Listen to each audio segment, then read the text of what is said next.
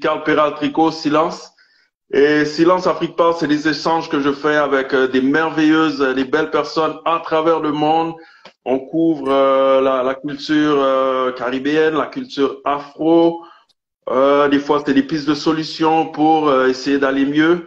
Donc voilà, c'est tout ça que je fais. Maintenant, je vous présente une amie que ça fait, je regardais tout à l'heure, ça fait plus de 20 ans qu'on se connaît Oui, là. plus de 20 ans. Plus de La 20 première ans. fois, la première fois que je t'ai vu, oh, allô, Voilà, depuis tout à l'heure, là, allô, mais c'est allô, vrai, allô, comment allô. s'il peut venir un petit peu, quoi. Il Absolument. essaye. On va les incorporer, c'est important. C'est bien que les enfants soient là. On est toujours content de voir la progéniture qui suit les parents. C'est très bien, c'est très bien. C'est ça, c'est ça. Donc c'est ça. La première fois que je t'ai vu, c'était au buffet Christina sur Jarry. Tu venais passer une audition. Je faisais partie d'une troupe folklorique et tu étais toute jeune. Tu venais passer une audition pour la troupe. Ça a super bien été. Tu nous avais épatés. Et Wow. voilà. Depuis ce temps-là, si je te dis comment, présentement, premièrement, présente-toi. Eh bien, moi, je suis Ama Makeda. C'est bien que je suis en train de discuter avec toi, mon frère, qui connaît un peu plus l'historique, qui a vécu l'historique avec moi. Donc, tout comme tu disais, avant tout, je suis une danseuse professionnelle. C'est comme ça que j'ai vraiment commencé dans le monde professionnel. À 14 ans, j'étais déjà sur les scènes, à tourner partout en tant que danseuse professionnelle. Très jeune, j'ai vécu à Montréal et c'est là que j'ai rencontré mon frère, la pirate. Et à Montréal, j'ai beaucoup dansé, justement. J'ai beaucoup dansé. Attends, il m'était. Et justement, en vivant à Montréal, c'est là que je me suis découverte beaucoup en tant qu'artiste. C'est là que j'ai découvert que j'avais des talents en or, que j'ai commencé à peindre et j'ai eu une bonne période de 5 ans d'autodidacte à m'apprendre à faire des erreurs, à ne pas aimer, etc. Avant de m'affirmer en tant que peintre. Et du moment que je me suis affirmée en tant que peintre, ça a été très rapide, vraiment un effet domino, quoi, où j'ai eu une reconnaissance internationale très rapidement dans des biennales, des festivals d'art à travers le monde, de grandes galeries à Manhattan, à New York, en Italie, en Angleterre. Et donc, ça a été très vite. C'est là que vraiment que les gens ont commencé à me connaître. Et justement, en commençant à me connaître, en commençant à avoir ce following, en parallèle, je faisais du yoga. En tant que danseuse, j'ai été très, très jeune, passionnée par le yoga, justement en vivant aussi à Montréal. Et là, j'ai commencé à partager juste mes petites pauses de yoga. Et puis les gens, ils demandaient aussi de savoir, de pratiquer. Donc là, j'ai trouvé que c'était nécessaire d'aller à la source pour m'enseigner. Et donc, j'ai été en Inde en 2 reprises et pour me faire certifier. Makida, tu me devances. Tu me devances. Je sais que tu as un éventail. C'est très bien, c'est ce que je voulais entendre. Mais avant de développer, on va commencer avec la danse. Donc, la partie de la danse, donc tu disais un peu, c'est quoi? Tu me dis, qu'est-ce qui t'as commencé à en parler, mais qu'est-ce qui t'a attiré vers la danse? Qu'est-ce qui t'appelle vers la danse? Ah, bon, attirer vers la danse, je ne sais pas comment répondre à cette question parce que d'après moi, je danse depuis le stade de fœtus, quoi. Donc, j'ai toujours dansé. J'ai dansé bien avant d'avoir des souvenirs, quoi. Donc, j'ai dansé j'ai commencé à l'école de danse à 3 ans et justement, c'est en étant à l'école de danse et en étant très assidue, j'ai tellement toujours aimé ça que assez jeune et mon prof avait remarqué que bon, j'étais prête pour la scène professionnelle. Donc, c'était vraiment automatique, quoi. C'est tout ce que je savais faire à l'époque, c'était danser. Donc, c'était vraiment seconde nature, quoi. Et quels différents styles de danse que tu as pratiqué ou exploré, découvert? Um, Bon, moi, j'ai fait toutes sortes de danses à l'école de danse. Tu sais, en Haïti, quand les petites filles, ça va à la danse, ça fait le ballet, ça fait le jazz, ça fait le folklore, ça fait un peu de moderne, tu vois. C'est vraiment pour avoir une base, une technique. Mais professionnellement, la troupe dans laquelle je faisais partie, qui était Hardcore à l'époque, qui est devenue Aïko Danse et avec le temps, c'était vraiment ce qu'on appelle de l'afro contemporain.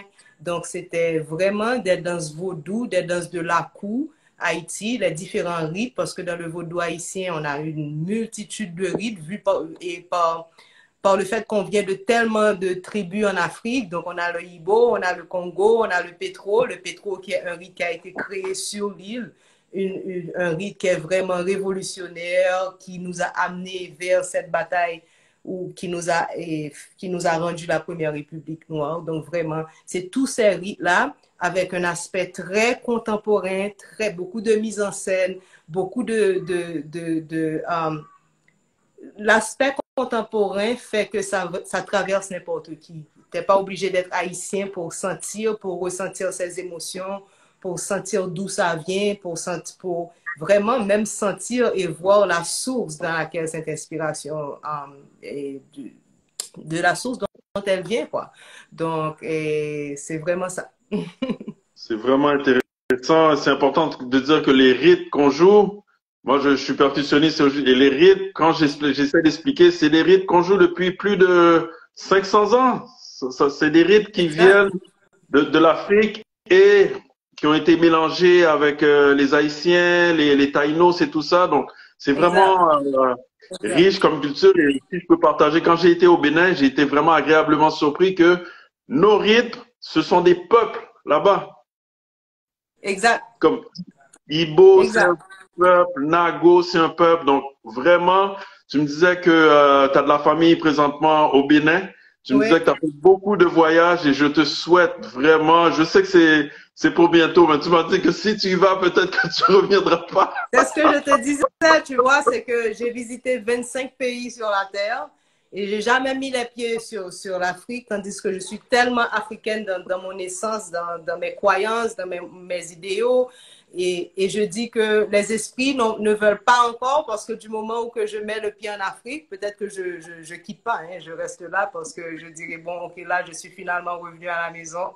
Pas la peine de retourner nulle part encore. Donc, je pense que c'est pour ça, parce que j'ai vraiment un amour, un attachement avec l'Afrique, comme si j'ai vraiment cette mémoire ancestrale, cette mémoire de qui j'étais dans ma vie passée, et je suis tellement beaucoup plus attachée à ça que toute autre chose. Donc, et voilà, mes parents sont maintenant au Bénin, ils ont été au festival du Vaudou au Bénin, ils ont été au Ghana, ils sont retournés au Bénin, et vraiment, ma mère, elle a une impression extraordinaire du Bénin. Elle préfère, en tout cas, plus que le Ghana. Wow. Et vraiment, ça me fait vivre des moments. J'ai de la famille par alliance en République démocratique du Congo, Congo-Kinshasa, parce que ma tante, elle est mariée à un Congolais. Donc, vraiment, il y a tellement beaucoup de facteurs qui m'appellent et je pense que c'est pour bientôt, comme tu dis. Super, c'est vraiment beau à entendre. Et moi, je pense que il y a un mouvement, comme je te disais, il y a un aimant. L'Afrique est en train il y a un réveil qui se fait. Exact. Et je trouve ça très beau, très beau, très beau. Comment va le folklore en Haïti? Tu m'as parlé de Artco. Est-ce que ça existe encore? Est-ce que le folklore, je crois qu'il y a une effervescence du côté vaudou. Je crois qu'il y a une reconnaissance du côté vaudou. Comment vont les écoles et les profs en Haïti, le folklore? Et ça souffre. Je ne vais pas te mentir. Et les écoles de danse, les compagnies de danse, ça souffre beaucoup. Et écoute, on n'a pas de scène en Haïti. Hein. On n'a pas de scène professionnelle vraiment pour faire des shows.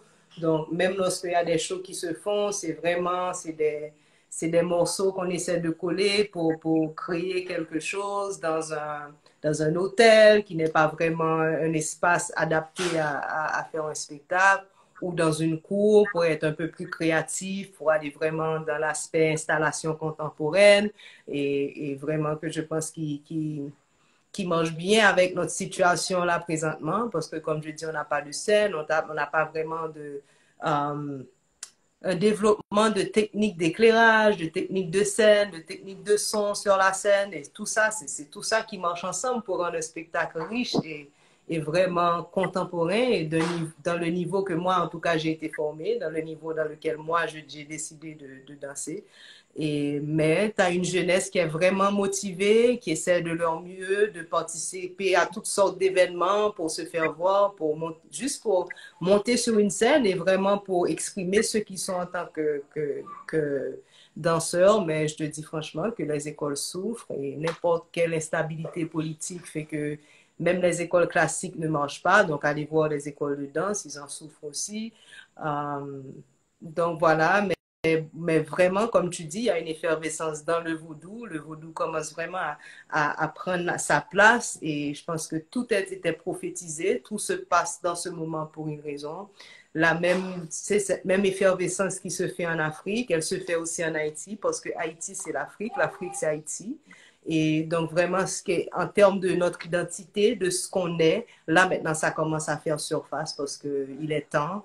Et ça fait trop longtemps qu'on vit dans l'obscurité, dans l'ombre et d'une société qui nous a bien aliénés, quoi, qui nous a bien modelés pour être d'une telle façon. Et là, on en a marre. On commence à voir clair dans leurs mensonges. Et je pense que Haïti, définitivement, comme la première République noire, et cette effervescence se passe ici aussi. Ça se passe parallèlement à ce qui se passe en Afrique. Et des émissions comme des lives comme ça, quand je parle avec toi, et moi, à chaque occasion que je trouve de parler, j'appelle à cette conscientisation parce qu'il parle de toutes les guerres qui se passent à travers le monde, de tous les débalancements, mais il ne parle pas de cette effervescence justement qui se passe en Afrique.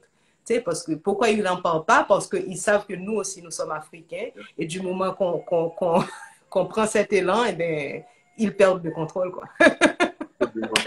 Très bien dit, très bien dit. Courage, courage à vous là-bas. On pense à vous à tous les jours, à tous les jours. On vous envoie de l'énergie positive. Ouais. À vous. Est-ce que dans la danse, est-ce que le yoga te donne, est-ce que tu incorpores des mouvements de yoga dans la danse folklorique et est-ce que ça existe des cours de yoga avec percussion, avec tambour? J'en ai fait un cours comme ça une fois avec Speedy King. Peut-être qu'en tant que percussionniste au compte Speedy. Speedy King, c'est un percussionniste extraordinaire. Je ne dis pas tambourineur, mais vraiment un percussionniste parce qu'il joue de tout, de tout, de tout, de tout, de tout. Même tout, vraiment tout. C'est le percussionniste qui joue avec Julian Marley maintenant parce qu'il habite aux États-Unis. Et c'était vraiment un cours extrêmement intéressant et j'aimerais en faire beaucoup plus avec d'autres collaborations, pourquoi pas. Mais c'est sûr que moi, dans mes chorégraphies à moi, c'est sûr que je mets du yoga, c'est sûr que je vais m'inverser tête en bas là, parce que ça crée, veux pas, ça crée un impact, ça crée un effet qui va rester dans la mémoire des gens. Et aussi parce que en tant que yogini, en tant que pratiquante de yoga, eh bien, le yoga m'a fait découvrir des parties de moi que je connaissais pas, des limites que je pensais qu'il y avait, mais que j'ai pu casser pour aller encore plus loin. Donc, et même par rapport à ma respiration sur la scène, je pense que c'est un défi pour moi et pour beaucoup de danseurs de pouvoir laisser la respiration nous guider. Souvent, on a juste un idéal. L'ego humain rentre dans tout. Hein. Et même dans la danse, malheureusement. Donc, souvent, on commence la chorégraphie, on commence sur la scène avec cet ego. Tandis que quand on arrive à s'identifier et à faire confiance à sa respiration et on se laisse guider par cette respiration, eh bien, vraiment, on atteint des sphères très, très divines, des sphères qui définitivement, ça perce le monde. Et je pense que c'est ça mon fort dans le domaine de la danse, c'est que je me laisse guider par ma respiration, je me laisse guider par cette force énergétique qui m'habite. Et ça donne toute une autre impression, quoi. Tout un autre feeling. Très bien, très bien. Super. On va tourner la page maintenant pour la peinture. Ama Makeda, c'est quand que tu as découvert que tu avais un intérêt, un talent pour la peinture? En fait, en tant adolescente, pas très petite, mais en tant qu'adolescente, je dessinais beaucoup à l'école et j'étais vraiment beaucoup dans les nuages dans mes cours, donc je dessinais. Donc, quand le cours était trop plate, donc je dessinais. Mais c'était surtout dans mon adolescence et quand je suis partie à Montréal, justement, j'étais rentrée à l'école d'architecture d'intérieur. Et en traçant des plans, des axonométries, ben, les profs trouvaient que je rentrais beaucoup dans les détails que je n'étais pas nécessairement obligée de faire, mais qui me tenaient à cœur parce que je suis tellement méticuleuse, j'aime tout faire vraiment à la perfection, quoi. Et donc là, mon prof, une fois, il m'a dit, et je suis arrivée hyper fatiguée à l'école, il me dit, mais pourquoi tu n'as pas dormi? C'était pas si compliqué comme devoir. C'est toi qui t'as mis dans la tête qu'il fallait faire tous ces détails. Donc, je pense que tu as une peintre en toi. Il faudrait peut-être essayer là. Donc, bon, j'ai pris son conseil, mais je n'ai pas agi tout de suite. Ça m'a pris peut-être un an après avoir eu mon premier fils, Melkou. Et là, il m'a inspiré. Je me rappelle très bien. Et ça, c'est un détail que j'ai jamais encore raconté. Et justement, il était assez jeune et j'ai été travailler pour UPS parce qu'il fallait, I had to provide, il fallait mettre du pain sur la table. Et après 2 semaines de formation à répondre avec le même discours au téléphone, je dis, putain, je veux pas que c'est ça que mon fils puisse raconter de sa mère, quoi. Écoute. Donc là, j'ai dit, bon, mon prof m'avait donné ce conseil, pourquoi pas faire un essai? Donc là, j'avais une toile de jute à la maison et puis j'ai essayé quelque chose sur la toile. J'ai beaucoup aimé. Je l'ai mis sur ma fenêtre, sur mon rideau. Et le jour d'après, ma très bonne amie, Tenkara, elle est arrivée à la maison, elle me dit, t'as acheté ça où? J'ai dit, non, j'ai pas acheté, c'est moi qui l'ai fait. C'est toi qui l'as fait. Et puis là, elle m'a dit, non, écoute, t'as un talent, c'est extraordinaire. Le prochain jour, elle a été au Dollarama, quoi, dans le store pour m'acheter de la peinture à $1, des canvas. Elle me dit, travaille. Est-ce que tu es en contact avec cette personne aujourd'hui encore? Toujours. C'est ma soeur de cœur, quoi. C'est ma soeur de cœur. Wow, elle a tellement fait des choses pour moi. On a élevé nos enfants ensemble, quoi. C'était Elle doit extraordinaire. être contente maintenant de te voir cheminer comme ça. C'est vraiment beau, hein? Elle est trop fière de moi, trop fière. Okay. Et Mais puis j'ai là, parlé de j'ai la fait 5 ans à faire des petites expériences avant de me déclarer artiste. Et puis j'ai eu ma première expo 5 ans après. Et puis ça a fonctionné, ça a marché. Les gens ont aimé. Si je te dis, parce que j'ai parlé de la peinture, mais Makeda ne fait pas que de la peinture. Donc, c'est quoi ton style et les matériels utilisés? Là, j'ai une de mes toiles ici derrière moi. Wow, magnificent. Donc, je peins surtout des fleurs en très grande dimension et en très close-up aussi. Parce que, en fait, dans ma période d'autodidacte, je faisais un peu de tout. J'ai fait des belles femmes Imba, des femmes Surma, des femmes vraiment des tribus africaines. Et là, c'était à l'époque où j'étais très dans ma recherche de mes sources, de qui j'étais. Donc, j'étais vraiment dans la recherche des tribus africaines. Et à un certain moment, j'ai quitté Montréal. Je suis retournée en Haïti et j'habitais à Kinskoff. Et on était toujours à la ferme Mouine. Et un matin, j'étais en pleine méditation et je me réveille. Et puis, c'est comme si la fleur que j'avais vue avant ma méditation, c'est comme si elle avait grandi, comme si elle était venue géante et qu'elle m'a dit, écoute, c'est ce que tu dois faire. Et nous avons un message à porter et c'est toi qui dois le transmettre. Et là, j'ai tout de suite compris que il y a beaucoup de choses qu'on voit, des choses qu'on pense être insignifiantes dans la nature, dans notre environnement, mais en fait, ce sont des entités qui nous regardent, des entités qui nous assistent, des entités qui veulent communiquer avec nous, mais qu'on est tellement détaché et qu'on est tellement attaché à cette simulation que la société nous a mis dedans, qu'on oublie de prendre conscience de ces messages. Donc là, pour moi, je suis devenue comme une messagère pour les fleurs, pour la nature. Et pour moi, les mettre en grande dimension, si tu marchais dans la nature, tu n'aurais peut-être rien remarqué. Mais les mettre en grande dimension te force à les regarder, surtout que je mets des couleurs comme pas possible. Et aussi, les mettre dans cette dimension-là fait que ça donne aussi un aspect très abstrait. Donc, il y a des gens qui regardent, ils voient un utérus, ils voient un cosmos, ils voient un bébé, ils voient une femme enceinte, ils voient, tu sais, parce que justement, en allant si proche, on réalise que c'est pas simplement des fleurs. Donc, c'est là que j'ai commencé à vraiment rentrer dans ce style et que je suis restée accro, je suis encore accro. Mais c'est vrai que c'est un style qui demande beaucoup de temps, beaucoup de concentration. Et donc, en parallèle, au moment où Haïti était tellement devenu instable et que les gens ne consommaient pas beaucoup d'or, là, j'ai commencé à travailler avec la résine d'époxy, commencer à faire des pièces d'or un peu plus fonctionnelles, mais quand même qui restent artistiques, et pour que ça soit un peu plus abordable et que ça se vende plus rapidement. Super, super. T'as devancé une question, j'allais te dire ton approche avant de commencer. Est-ce que c'est ça? Donc là, tu l'as dit, tu as vu un objet et ça t'a inspiré. Des fois, j'imagine, tu penses à quelque chose aussi. Donc c'est, t'as devancé la question. Est-ce que tu as quelque chose d'autre à rajouter comme inspiration? Euh, bon, en tant que personne spirituelle, justement, c'est souvent ce message que je transmets par rapport avec une expérience spirituelle bien spécifique qui fait qu'une pièce est créée.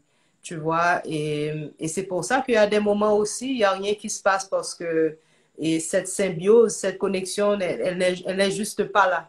Tu vois, et personnellement, je peins d'un espace de joie, d'un espace de sérénité. Et malheureusement, il y a beaucoup de situations, surtout dans un pays comme Haïti, où le chaos est souvent présent. Eh bien, je n'ai pas cette prédisposition pour peindre. Donc, à ce moment-là, je préfère danser parce que je danse dans n'importe quelle condition, dans n'importe quelle situation. Voilà. C'est très bien dit, très bien dit. Je vois que le vaudou ici, le vaudou est très présent dans tes tableaux, dans ce que tu fais, c'est très beau. Euh, est-ce comment je pourrais dire ça? C'est quoi l'importance justement de ressortir cet aspect dans tes œuvres, le côté vaudouisant? Um, Depuis toute petite, moi, mon approche du vaudou a toujours été à travers la danse parce que j'ai pas été élevée dans une famille qui m'a exposée au vaudou et ben, vraiment, c'était vraiment une quête personnelle. Donc, à travers la danse et ceci, mes parents, ils avaient jamais aucun problème avec ça. Au contraire, justement, ils se sentaient peut-être incapables de faire cette transmission. Ils étaient très contents pour que je puisse avoir cette transmission à travers la danse, à travers mon professeur de danse, Jean-Guy Saintus, qui était très axé, jusqu'à présent, très axé sur le vaudou. Donc, c'est là que j'ai appris les rites, que j'ai appris les différentes. Et bien sûr, ça m'a tout de suite animé, ça m'anime toujours.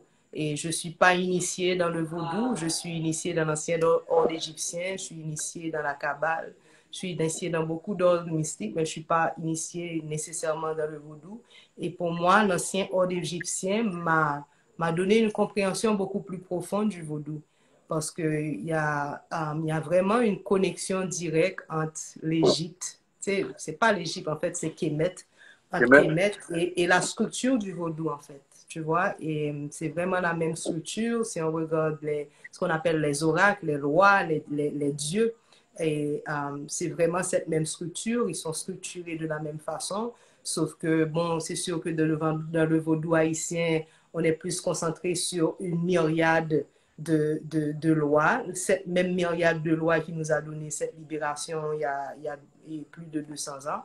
Et donc, moi, ça m'aide à englober, à compléter les pièces qui manquent. Tu sais, être dans l'ancien ordre égyptien m'a aidé à compléter ces pièces qui manquent parce que moi, j'ai toujours ressenti qu'il y a des pièces manquantes dans notre vaudou par le fait que l'esclavage, justement, a interrompu notre histoire, a interrompu notre cheminement. Et, et surtout, l'extermination des Taïnos a beaucoup troublé notre compréhension de certains concepts du vaudou, parce que le vaudou haïtien n'est pas exactement le vaudou africain. Le vaudou haïtien est une symbiose du mysticisme africain et du mysticisme taïno qui était déjà ici sur cette terre. Donc, il y a cette grosse partie qu'on est totalement détaché avec. Et il y a tellement beaucoup d'interprétations et chaque interprétation est valide, oui, mais en même temps, elle a aussi cet ego qui l'accompagne, qui fait qu'il n'y a pas vraiment une définition unique, un principe unique ou comment je dirais, un groupe de principes uniques qui définit le vaudou haïtien. Donc voilà, moi, c'est justement ce cheminement de compléter le puzzle avec les différentes spiritualités africaines et ancestrales, je dirais en général, que j'arrive à exprimer ce qu'est le vaudou pour moi. Donc voilà, c'est beaucoup plus que ça va vraiment jusqu'à la source même.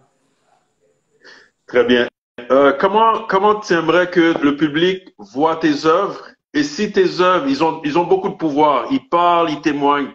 Donc, comment tu voudrais qu'on voit tes œuvres? Et s'ils avaient un pouvoir, quel pouvoir tu leur donnerais de changer? Ben, j'aimerais que comme les gens qui regardent mes œuvres, ben, qu'ils arrivent à retourner à la source. Parce que pour moi, c'est ça l'art, c'est ça cette exploration dans l'art, pour moi, c'est la source. C'est de me retrouver moi-même dans la source, de me retrouver dans ce moi qui était toujours là bien avant l'esclavage, bien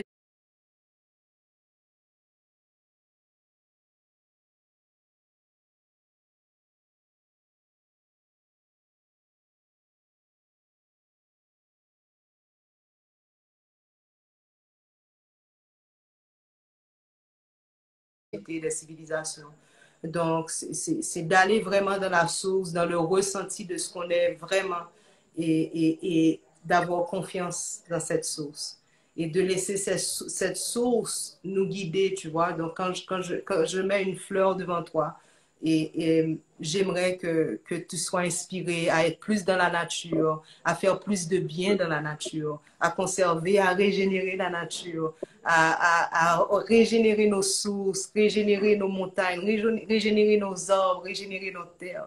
C'est ça que j'espère transmettre à travers mon art et à travers tout ce que je fais en fait. C'est vraiment beau, vraiment beau. Est-ce que tu vends tes arts? Est-ce que tu prends des commandes? Oui, je vends mes arts et je prends des commandes. Et là, maintenant, en Haïti, le pays, alors Port-au-Prince est bloqué. Il n'y a pas d'expédition qui puisse se faire à partir de Port-au-Prince. Mais heureusement que la plupart de mes pièces d'or sont à Miami parce que l'année passée, j'ai eu assez d'expositions à Miami et je les avais amenées là. J'avais décidé de les laisser là. Donc, et c'est ça. J'ai une page Instagram strictement pour mon art qui s'appelle Ama Makedor. Personnellement, je n'ai pas posté dessus depuis un bon petit temps parce que j'ai oublié le password. Mais vous pouvez voir toutes mes pièces là-dessus. Et écrivez-moi sur Ama Makeda. Pas sur Ama Makeda. OK. Il y a aussi mes toiles sur cette page-là, Ama Makeda, mais sauf qu'il y a du yoga, il y a tout, quoi. Donc, c'est un peu de tout ce que je fais. Mais pour voir seulement mon art, il faut aller sur Ama Makeda et voir ce qui est disponible. M'écrire sur Ama Makeda et puis on peut en parler. Super. Dis-moi, j'ai été sur la page. Est-ce qu'on finit bientôt les enfants? Je suis à la dernière page. Je me demande de l'eau et là je siffle pour faire signe à son père qui veut de l'eau. On va parler de Big Up Lion, Rebel Lion bientôt. Ton expérience avec Damon Marley, comment ça a été avec lui? Tu as fait des tableaux pour lui, je pense. Ouais. Ça, c'est une des expériences les plus mystiques et je suis trop contente que tu me poses cette question parce que c'est pas une question que je pense qu'on m'a jamais posée. En fait, je suis une grande fan de Damien Marley depuis toute petite. Écoute, c'était Welcome to Jamrock, c'était Kingston 9, Kingston 12. Donc, et là, en grandissant, quand j'ai commencé à faire de la peinture, dans ma période d'autodidacte, je faisais des portraits. Donc, je me suis dit, quand je suis devenue vraiment bonne, que j'ai eu confiance en moi, que je ferai quelques portraits. Et j'en ai fait, j'ai commencé à faire un portrait de Damien Marley avec l'intention, en le commençant, qu'un jour je le rencontrerai et je lui donner ça, je vais le lui donner comme cadeau. Mais Wow. c'était vraiment juste une intention. Et je pense que j'ai commencé le tableau, j'avais justement été en Guadeloupe pour des vacances. Et en même temps, bon, en tant qu'artiste, j'essayais de faire des contacts avec des galeries en Guadeloupe, etc. Et j'ai une amie française qui m'avait dit d'aller à Marie-Galante, une île qui est pas loin de la Dominique. Et il y a un espace artistique qui est super beau. Tu peux parler à Henri et voir si tu peux faire une expo. Et là, j'ai été à Marie-Galante. J'ai rencontré ce gars qui s'appelle Jean-Paul, qui m'a amené chez Henri. Arrivé chez Henri, ben, Henri était en voyage en métropole. Donc, pas possible de rencontrer Henri. Mais quand même, on lui a avisé que j'étais venue le voir. Puis, je suis retournée en Haïti. J'ai continué mon tableau de Damien. Et puis, un bonjour, il y a quelqu'un qui m'envoie, je pense que c'était mon ami français justement qui m'a envoyé cette affiche pour me dire, ah, regarde, Damien Marley, il joue à Marie-Galante pour le festival Terre de Blues. Et là, j'ai dit, ah ouais, c'est super. Donc là, j'ai décidé d'écrire à Jean-Paul. J'ai dit, Jean-Paul, tu te rappelles ce gars qu'on avait été à son espace artistique, qui s'appelle Henri? Il dit, oui, je te passe son numéro, pas de problème. J'appelle Henri, j'ai dit, écoute Henri, j'étais venu te rencontrer l'année passée, tu n'étais pas là. En fait, je suis une artiste, j'aimerais bien faire une expo dans ton espace artistique, je t'envoie mon portfolio, et puis tu me dis quoi. Et puis j'envoie le portfolio, et puis après 2 jours, il ne me répond pas, je l'appelle, je dis, est-ce que tu as aimé ce que tu as vu? Est-ce que tu es intéressé? Il dit, ah bien sûr, écoute, tout est déjà arrangé, il faut juste que tu viennes, pas ni problème, on t'attend, voilà. Pas Et de puis, problème. je lui dis, ok, pas ni problème. Et il me dit, écoute, je veux tellement que tu fasses une exposition. Écoute, je viens de t'acheter un billet là pour prendre ce qu'on appelle l'Express des îles Wow. pour Basse-Terre jusqu'à Marie-Galante. Toi, tu te prends ton billet de Port-au-Prince à Pointe-à-Pitre. Je dis, ah, super, ok, d'accord, donc j'arrive. J'achète mon billet. Le pire, c'est que j'avais même pas terminé le tableau. Il faut que je te dise, là, je suis sur le tableau pendant 9 mois, quoi. Wow. Wow. J'arrive à Marie-Galante, je rencontre Henri, on va à l'espace, j'avance mon exposition. Et puis, je dis à Henri, écoute, est-ce que j'ai besoin d'un espace pour peindre parce que j'ai un tableau à finir et Damien, il va jouer au Festival Terre de Blues. Est-ce que toi, en tant que personnage à Marie-Galante, ayant le plus grand espace artistique / restaurant à Marie-Galante, est-ce que tu pourrais parler aux organisateurs du festival qui me fassent rencontrer Damien pour lui donner le tableau? Il me dit, ah, les Guadeloupéens, ils sont comment je disais, très étroits, tout ça doit être dans les règles, blablabla, bla, bla, bla. Je vais essayer, mais je te promets rien. Je dis, bon, ok, d'accord. Là, je travaille sur ma toile, etc. Puis, c'était le jour du show. J'étais tellement focus, j'avais perdu toute la nuit en train de finir la toile. J'ai dit que quand je finis la toile, je vais à l'Office du tourisme de Marie-Galante et je leur présente le tableau. Je leur dis, écoute, un tableau comme ça, essayez de me faire rencontrer Damien pour lui donner comme cadeau. Mais écoute, je suis vraiment là-dedans. Là. Le matin, il est peut-être 7 heures du matin. Henri, il arrive là où je peins, il me dit, t'as fini? J'ai dit, non, j'ai pas encore fini. Il dit, ben, tu fais rapidement parce que Damien, il vient manger là. J'ai dit, écoute, Henri, j'ai pas dormi, je suis fatiguée, j'ai pas envie de faire de blagues. Il me dit, non, c'est pas une blague. Il a demandé le meilleur poisson à Marie-Galante. On lui a dit que c'est chez Henri. Et bien là, il vient là dans 2 heures. Non, je pense qu'il était dans 3 heures en affaire du genre. J'ai dit, putain. Donc là, je presse, j'essaie de finir le tableau. À un certain moment, il y avait cette Française là qui était sur la caisse, qui ne comprend pas l'anglais, qui court, elle vient vers moi dans ma chambre là-haut. Elle me dit, écoute, il y a des gens qui parlent anglais, je ne comprends rien. Est-ce que tu peux m'aider? Ils essaient de faire une commande. Puis là, je descends, puis il y a ce Rastaman, 2 Rastaman. Say, we want 12 fish and this and that, Jamaican. I'm like, OK, ils veulent 12 poissons, blablabla. Bla, bla. Et puis je dis, mais vous venez d'où? Il me dit, Kingston, Jamaica. Et tout de suite, ça a cliqué. J'ai dit, putain, Damien, il est là. Yeah. Là, je suis montée, j'ai tout de suite pris une douche, je suis habillée. Puis je descends, je vais direct vers lui. Je te dis qu'à peut-être 200 mètres, il voit déjà que je viens direct vers lui. Il est sur la plage, il mange, et puis je me présente. Je suis à Mama Keda, je me présente à toute la benne hein, qui était là. Et puis, je dis, bon, c'est moi l'artiste, je fais l'exposition là. Et en passant, je suis en train de travailler sur toi pendant que je te parle là. Belle. Et puis, il me dit, what do you mean you're working on me? What do you mean?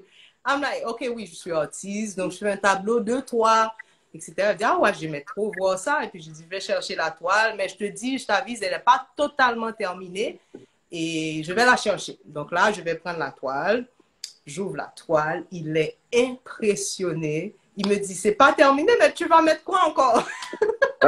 Ah, le détail, le détail. Et puis là, ils étaient tous éblouis. On a pris des photos. Et puis là, je dis, bon, comme je te dis, c'est pas terminé, mais je vais faire de mon mieux pour terminer avant le spectacle ce soir, que tu le reçoives et avant de repartir. Puis là, il me dit, ah, c'est à moi. Voilà. Je dis, oui, c'est à toi. Je le travaille depuis 9 mois dans l'intention de te le donner. Et puis l'univers t'a livré à ma main, quoi, pour te le donner. Et puis il me dit, tout de suite, il dit à Flagman, le gars qui a toujours le drapeau sur la scène, là, il dit, Yeah. Flagman, get the sister some VIP pass right now. Ouais. Oh my God. La Et loi de même l'attraction. Flagman, il parle à leur manager. La manager dit, ah non, vous avez dit seulement 12 personnes et qu'on n'a pas de ticket en plus. Il dit, tu comprends pas. Elle a fait un tableau. Viens voir le tableau. Tu t'arranges pour lui trouver 2 tickets. C'est 2 vraiment beau. tickets backstage, quoi. La loi de J'ai eu mes tickets. l'attraction. C'était extraordinaire cette soirée. Après le spectacle, j'ai été backstage, j'ai ouvert le tableau. En fait, ce qui manquait dans le tableau, c'est qu'il fumait. Donc, il y a cette fumée qui sort de sa bouche. Et la fumée se transforme en un profil de son père. Donc, c'est comme s'il fumait avec son père. Et le tableau s'appelait Gong Ritual. Vraiment. Donc là, il était encore plus ébloui. Il a sorti sa spliff. Il m'a donné une belle photo avec sa spliff en main. Et c'était vraiment une soirée extraordinaire. En quittant le spectacle, j'avais pas de livre pour retourner là où j'étais. J'étais assise par terre en train d'attendre une navette. Et là, quel bus qui s'arrête devant moi? Ben, c'est le bus de Damien Marley. Ah, on te ramène à l'hôtel. Wow. Et depuis là, quoi, dès qu'il joue là où je suis toujours là en backstage, quoi. Très belle expérience. Très belle expérience. Wow. Extraordinaire. Wow, wow. C'est vraiment bon, vraiment beau. On va maintenant aller pour le yoga. Ouais. Le yoga, si tu peux parler un peu de ta formation, tes expériences. Tu as dit tout à l'heure, tu es allé en Inde. Oui. Voilà, on t'écoute. Eh bien, moi, j'ai commencé à pratiquer le yoga à Montréal. Vous songez Nike? Nike, c'est Nike qui m'a fait découvrir le yoga. Elle a été en yoga, elle m'a dit, ah, c'était extraordinaire, il faut que tu essayes ça. Et j'ai essayé avec elle et ce jour, j'ai senti que j'avais lévité. Et là, j'ai dit, putain, cette affaire, c'est vraiment extraordinaire, il faut que je continue. Donc, en tant qu'étudiante, écoute, j'avais pas l'argent pour aller tout le temps à des cours de yoga. Et là, je me suis acheté un DVD à l'époque qui s'appelait Kabbalah Yoga. Et là, je pratiquais mon Kabbalah Yoga souvent. Et quand j'ai quitté Montréal, je suis retournée en Haïti. Et ma mère, elle m'encourageait. Et mon mari aussi, Rebelle, il m'encourageait. Donc, on faisait ensemble, tu vois. Ma mère, elle venait à 7 h du matin. Vous êtes prêts? On commence? Et là, en 2014, quand j'ai eu Instagram, j'ai commencé à mettre J'étais au Panama, justement. Et donc, c'était 10 ans après. Et là, j'ai commencé à faire ce qu'on appelle des challenges de yoga sur Instagram où je postais les photos chaque jour. Et là, les gens, ils disent, ah, c'est trop inspirant, on aimerait apprendre nous aussi, etc. Je me rappelle, en étant au Panama, les gens qui passaient, j'étais tout près d'un hôtel et puis ils étaient tellement impressionnés par ma pratique. Il faut dire que je suis danseuse, donc il y avait quand même cette flexibilité qui impressionnait le monde. Donc là, ils m'ont même offert un job pour venir enseigner à leur hôtel, quoi, à Bocas del Toro. Et là, j'ai dit, non, non, je ne suis pas enseignante. Mais là, tout de suite, ça a cliqué. J'ai dit, je devrais devenir enseignante, quoi. Et donc là, en 2015, j'ai eu l'opportunité d'aller en Inde pour une résidence artistique au Kerala. Et en étant à la résidence, j'étais avec mon mari et puis c'était la mousson. C'était la mousson. On était vraiment, il y avait du vent tout le temps. Et moi, j'aime peine la nuit. Ok, j'aime peine la nuit quand tout est silencieux. Et chaque soir, on coupait l'électricité parce que les vents Wow. étaient trop forts, donc ils coupaient l'électricité. Donc là, j'étais assez frustrée parce que j'arrivais pas à travailler dans les conditions que je voulais travailler. Et là, et mon mari me dit, écoute, tu as toujours voulu devenir un prof de yoga. On est sur la terre du yoga. Écoute, Yep. trouve-toi une formation. Écoute, on quitte pas ici sans que tu deviennes prof de yoga. Il me l'a dit comme ça tout de suite. Et puis j'ai dit, mais notre visa, c'est 30 jours. Qu'est-ce qu'on fait? Puis là, il me dit, écoute, trouve quelque chose. Là, j'ai commencé à faire des recherches sur les différentes écoles de yoga au Kerala, les meilleures, etc. La plupart des écoles ne fonctionnent pas pendant la mousson. OK. Mais il y avait cette école qui était une très bonne école. J'ai contacté le gourou. Il m'a dit, écoute, je ne fonctionne pas, mais je comprends ton urgence. Je vais te faire une formation intensive pendant 17 jours. Tout de suite, j'ai écrit et j'appelle les gens de la résidence. J'ai dit, venez me chercher, je ne reste plus ici. Je descends à Varkala, je vais faire une formation de yoga. Ils étaient bien tristes, mais j'ai dit, écoute, je vous donne 2 tableaux, les 2 tableaux que j'ai peints. Je les laisse pour la résidence. Amenez-moi à Cochin. Et là, on a pris des trains, on a fait vraiment tout le Kerala pour arriver à Varkala. En 17 jours, j'ai eu une formation intensive one-on-one avec mon gourou. Donc, c'était vraiment encore plus spécial parce qu'il n'y avait pas cette distraction de plein de personnes dans le cours. Donc, j'avais vraiment le temps de poser des questions, d'apprendre des choses que j'ai voulu apprendre. Et on a eu de très beaux échanges entre Haïti et l'Inde. Et là, je suis devenue prof certifiée de yoga, comme ça, en 2015 en Inde. Et 2 ans après, et le ministère des Affaires étrangères de l'Inde a un programme qu'ils avaient établi où des gens à travers le monde qui sont déjà des pratiquants de yoga et des profs de yoga peuvent venir à l'université Svyasa Yoga University. Donc, c'est une université de yoga et d'Ayurveda aussi, pour prendre une spécialisation de 300 heures encore de yoga. Donc là, je suis partie, j'ai fait 1 mois à Bangalore cette fois-ci, où j'ai pris ce cours avancé. Et c'était vraiment, écoute, l'Inde, c'est l'université de la vie pour moi, quoi. Il y a tellement beaucoup à apprendre en Inde. Et la spiritualité est tellement présente, tellement forte. Et donc là, je pense qu'avoir pris le yoga à sa source, c'était une des meilleures décisions. Et depuis lors, j'enseigne en Haïti, je fais des cours de yoga, des retraites de yoga. J'ai enseigné à Miami, à Atlanta, à New York. J'ai enseigné aussi à Rio de Janeiro en portugais. Donc vraiment, ça m'a donné vraiment une panoplie de possibilités de faire vraiment de belles expériences. Et ce qui est plus beau, c'est de pouvoir transmettre ça à des gens qui ont tant besoin, quoi. Un pays comme Haïti, on est toujours stressé, on a besoin de se centrer. Donc, je pense que ça a créé peut-être beaucoup plus d'impact que l'or, quoi. Namaste. C'était ma prochaine question. Comment c'est perçu en Haïti? Eh bien, je pense que les gens, ils sont très curieux. En tout cas, de mon côté, moi, ce que je reçois, c'est vraiment beaucoup de positivité. C'est beaucoup de curiosité, des gens qui veulent apprendre, des gens qui hésitent, qui ne savent pas, qui se sentent trop gros, trop lourd, trop raide pour pouvoir le faire. Donc, c'est toute une éducation pour dire aux gens non, il n'y a pas une forme physique, il n'y a pas une flexibilité qu'il faut avoir avant de commencer. Et il faut juste avoir un corps et la possibilité de respirer, c'est tout. Et les gens, ils sont très facilement convaincus.